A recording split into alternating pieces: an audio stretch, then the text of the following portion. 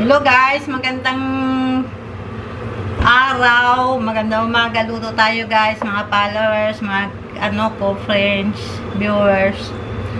Shout out po kayong lahat. Guys, luluto tayo guys ngayon ng ampalaya guys. Ito yung gulay namin ngayon. Isang ampalaya at saka dalawang itlog na maalat guys. Nugasan ko na ito guys.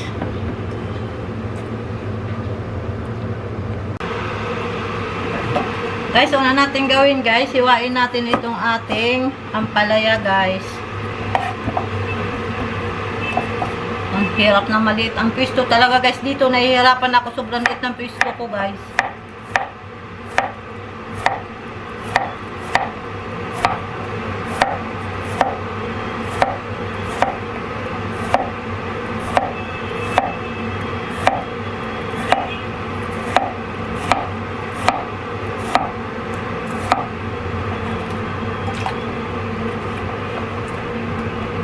Nagmamadali, tanghali na.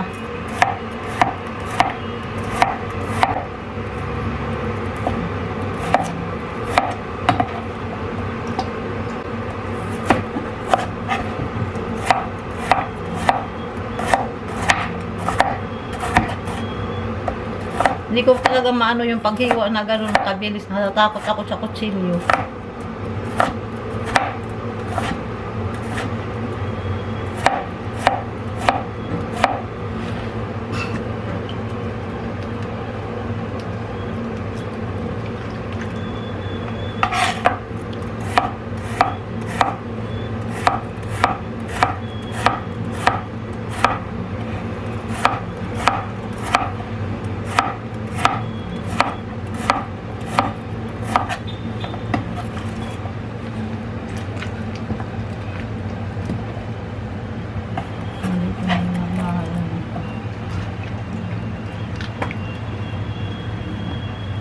Tapos guys, susunod natin itong ating kuhang nito, yung pagdahan-dahan ng tatakot ako. Hindi ko makuha yung paghiwa na gano'n ito.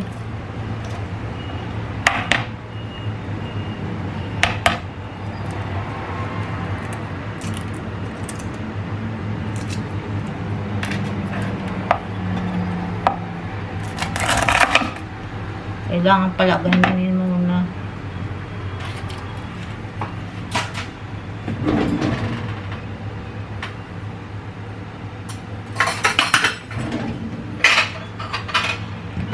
Guys, ihiwalay natin yung ating igyok sa dito sa maalat guys.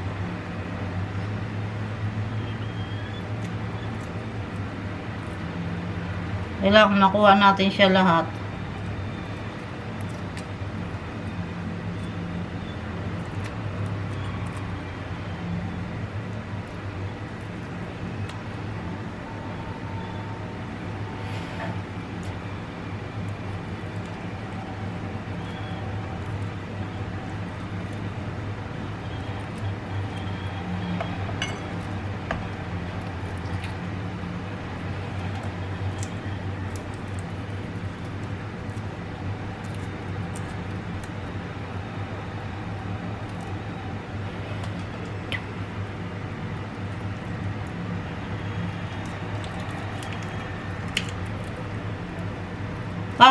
Nahihalo ko na yung puti. Sorry.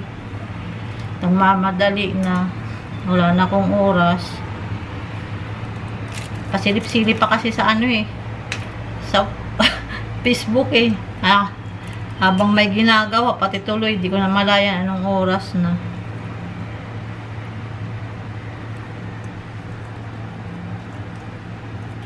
Ayun, nagmamadali.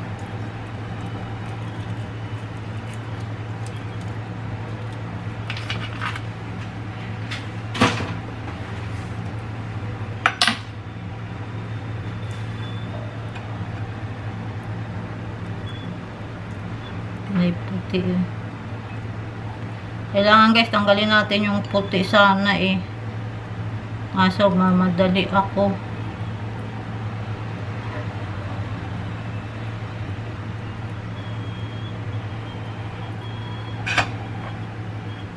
Tapos guys, ito dudurugin natin to guys.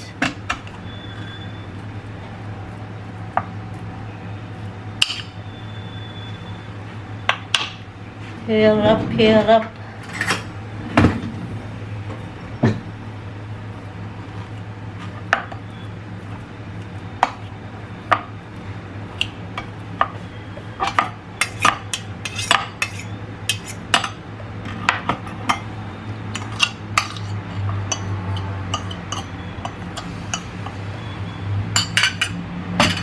Tapos ito guys, dahan-dahan natin to rin dudurugin guys. Parang may mayroon ako naririnig pa na Ang sarap nito guys.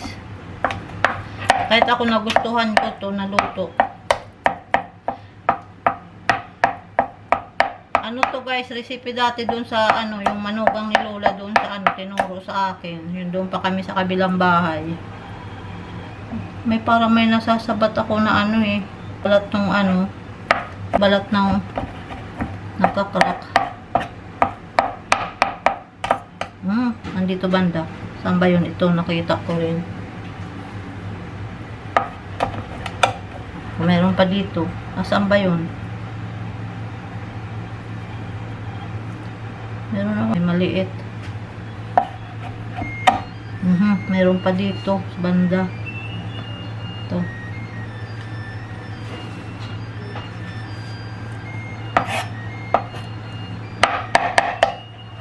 Dali lang ito guys.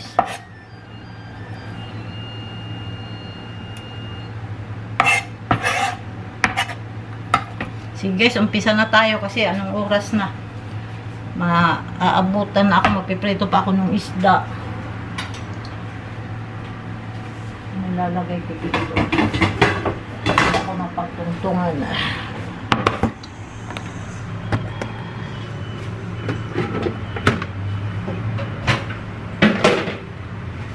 Guys, luto tayo guys.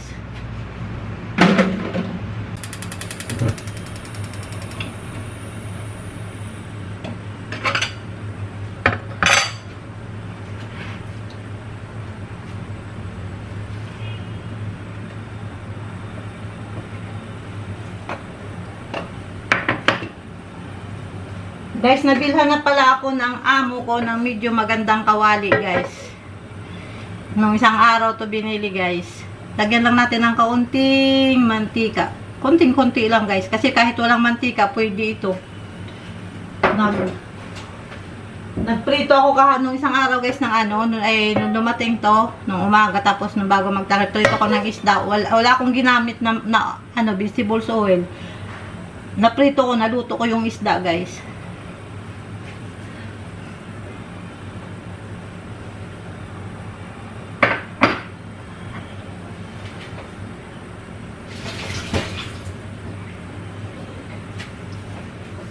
Guys, ilalagay muna natin itong ating pulang itlog guys. Ito muna ang lutuin natin. May puti nahalo. May puti.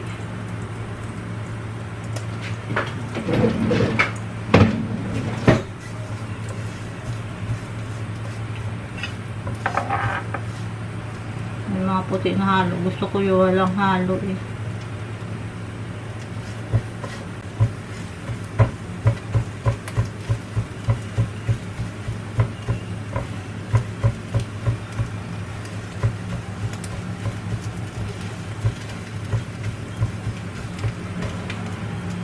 Yung kailangan sana guys, yung mag-bubbles na siya.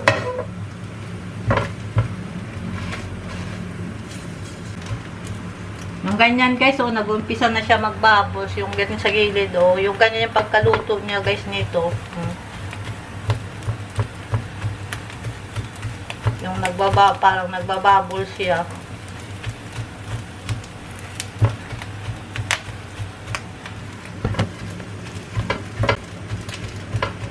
Guys, halos lahat na sila guys. Tanggalin na natin. Ganito siya guys,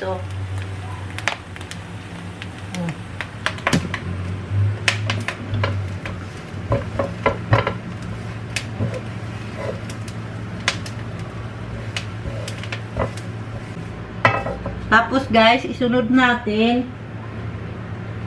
yung ating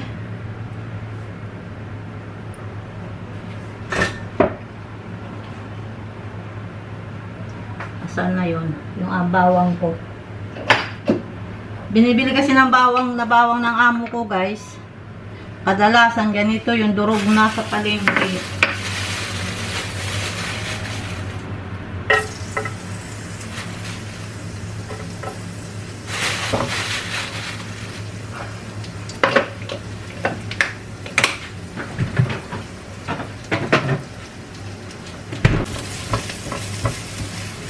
Buti hindi nasusunog guys yung luma na pag nilagay ko yung yung bawang lahat sunog agad. Dito medyo okay naman na. Tapos guys, isusunod natin yung ating puti guys. Yung white ng egg.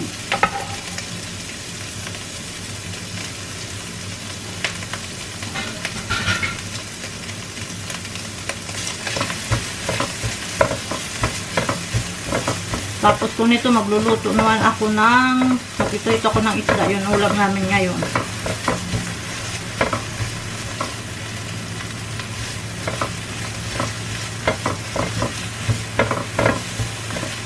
Ang bilis ng oras. Makita ko mag-alas 11, alas 10:45 na.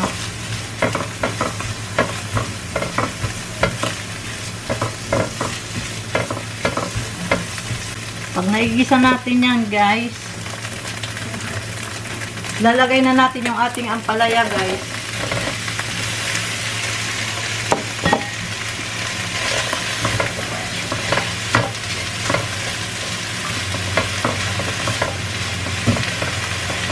Hindi ko alam kung naikarga yung kanina ha, nag-full memory ako, nagbura ng video. Ito okay na guys, uluto na. Nilagyan ko lang ng konting asin guys at kailangan. At isaka natin ilalagay guys yung ating kinano na igyok guys ng ihahalo dito. Sayang.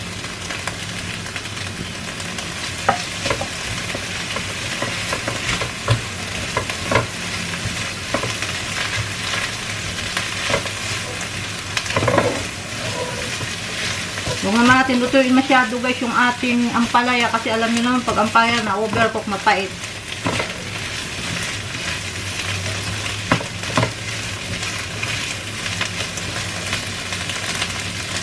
Guys, ganun lang oh. Ngayon guys, para naman maganda yung kulay. Guys, optional lang ito ha. Lagyan ko siya guys ng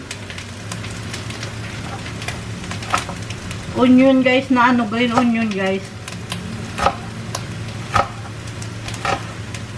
Optional lang ito guys. Para gumanda naman yung kulay. Puro lang kasi para may ibang kulay naman. Oh. Haluan natin siya ng ibang kulay guys.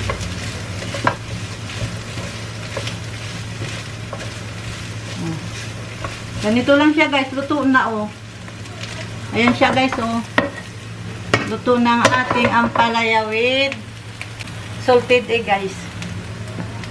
O sige guys, maraming salamat guys.